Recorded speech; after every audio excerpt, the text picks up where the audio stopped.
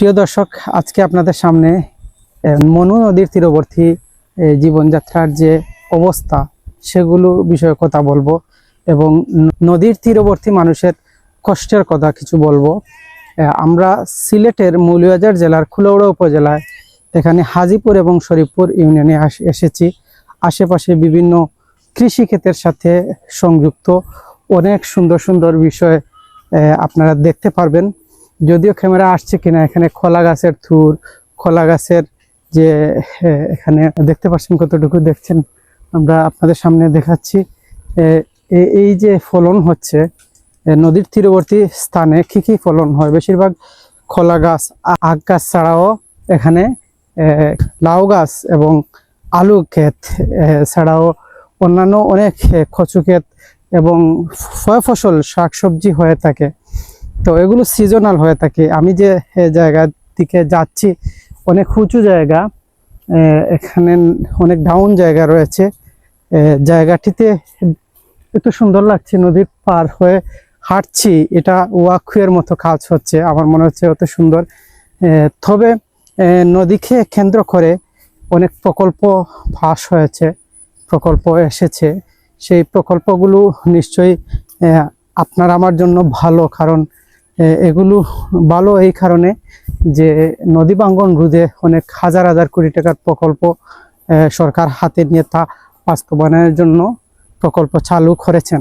তো এগুলো প্রকল্প কতটুকু বাস্তবায়ন হচ্ছে, কতটুকু কাজে লাগছে, সেগুলো তদারকি করলে আমাদের জন্য ভালো হয়। তো এই বিষয়ে আমরা আজকে এ বিষয়ে কথা বলছি, কারণ মনু নদীকে কেন্দ্র করে অনেক টাকা আসছে, যা বাজেট তা বাস্তবায়ন হচ্ছে কিনা সেগুলো তদারকি করার প্রয়োজন রয়েছে। আমরা নদীর পাশ দিয়ে যাচ্ছি, নদী ভাঙ্গন রোধের কি কি করণীয়, কারণ প্রতি বছর এভাবে যদি 2-1 বছর পর পর নদী ভাঙ্গন হয়, অনেক ঘর বাড়ি যদি তলিয়ে যায়, তাহলে সেগুলোর ক্ষতি কয়েক বছরে পুষিয়ে ওঠা বেশ কঠিন।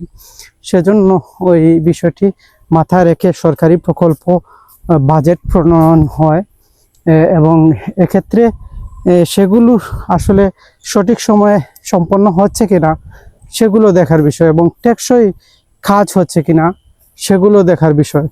তো এখানে অনেক সময় দেখা যায়, আমরা আপনাদের সামনে এখানে কিছুটা দেখছেন ছাউনি, বেশ দেখছেন, আমরা এখানে কিছুটা অন্ধকারাচ্ছন্ন হতে পারে, এখানে ছাউনির মতো বসে সময় কাটানোর মতো জায়গা। তারপরে আমরা যাচ্ছি, যেহেতু সকল কিছু তুলে ধরার জন্য আমাদের জন্য কাজে আসবে, সেজন্য আমরা সামনে যাচ্ছি, নিশ্চয়ই আপনাদের ভালো লাগবে। তো এই যে কাজগুলো, অনেকেই বলেন যে এই সরকার আসলে টাকা মেরে দে, ওই সরকার আসলে টাকা মেরে দে, সরকারের লোকও বলে, সরকারের বিরুদ্ধেও লোক তারাও বলে, কিন্তু টাকাটা কারা খান সেগুলো দেখার বিষয়। কারণ এখানে তো সবাই টাকা খাচ্ছেন না বা ঠকাচ্ছেন না, কিছু সংখ্যক লোক তাদের কর্মকাণ্ডের জন্য বৃহৎ আকারে অনেকেই ক্ষতিগ্রস্ত হচ্ছেন। এখানে বাঁশ দিয়ে বিভিন্ন কাজ করার জন্য সংরক্ষণ করে রাখা হয়েছে নদীর পাড়ে, এভাবে তাদের জনজীবন অনেক সুন্দর দেখতে। আশেপাশের যে বাঁশ গাছ, এবার এদিকে আপনারা দেখছেন না ক্যামেরার মধ্যে, এখানে সুপারি গাছ অনেক রয়েছে, এখানে অনেক গাছ রয়েছে, অর্থাৎ যেগুলো গাছগাছালির সমন্বয়। একটু আমি সামনে যাচ্ছি, এগুলো ক্লিয়ার আসছে কিনা সাথে থাকবেন। এই অবস্থায় এই যে ভালো লেগেছে, অনেক সুন্দর দেখছেন সুপারি গাছ এবং এটা কাঁঠাল গাছ, কাঁঠাল গাছ ছাড়াও আরো অনেক। দর্শক, আমরা ওই নদীর পাড়ে নিচে যাওয়ার জন্য এদিকে নামলাম, ওই ব্রিজের পাশেই আসছি। বালু উত্তোলনের প্রসেসটা এবং বালু কিভাবে উত্তোলন হয় সেই বিষয়ে একটা রিপোর্ট নিয়ে আসছি, আপনারা দেখতে পারবেন অবৈধ বালু উত্তোলন হচ্ছে কিনা এবং সেগুলো আমাদের জনজীবনে কতটুকু নেতিবাচক প্রভাব ফেলে সেই বিষয়ে আমরা নিশ্চয়ই আপনাদের সামনে তুলে ধরবো, ভালো লাগবে। তো দেখছেন নদীর তীরবর্তী যে আখ গাছের কথা বলছিলাম, এই জায়গায় কিছুটা আখ গাছের ফলন প্রক্রিয়া সম্পর্কে বৃহৎ ভিডিও দেওয়ার ইচ্ছে ছিল, কিন্তু অন্য প্রসঙ্গে আমরা তুলে ধরছি। আরো কিছু কিছু ক্ষেত কিভাবে হবে সেগুলো নিয়ে আপনাদের সামনে কথা বলবো। আমরা চলে আসছি ওই বালুর জন্য। বালু কিভাবে উত্তোলন হয় একদম বালুর উপরে যে ভিডিও করতে পারবো আপনাদের জন্য নতুন তথ্য নিয়ে আসছি। সে পর্যন্ত সাথে থাকবেন।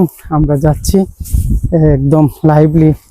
এখানে আমরা অনেক সুন্দর জায়গায় আসছি, বেশ ভালো লাগছে, কারণ এই জায়গাটিতে অনেক সুন্দর সুন্দর কিছু বিষয় দেখাতে পারবো। এই যে বালু উত্তোলন হয়, এই জায়গা থেকে বালু উত্তোলন হয়, এই বালুগুলো আপনাদের দেখাবো। এবং অনেক সুন্দরও পরিবেশ, এত সুন্দর জাজালো কি বলবো এই জায়গা থেকে। তবে বালু ওই চূড়াবালি রয়েছে বলা যায়। বালুগুলো এই যে উত্তোলন হয় এই জায়গা থেকে উত্তোলন হয়। এখন আমাদের সামনেই এখানে এভাবে যদি হেঁটে যাই তাহলে 2 থেকে 3 মিনিট লাগবে, আমরা ওই ব্রিজের নিচে যেতে পারবো যদি সমান জায়গায় থাকতো। কারণ ওই জায়গাতে বালু ভরাট হয়েছে। তো এই যে বালু এখানে ভরাট হয়েছে,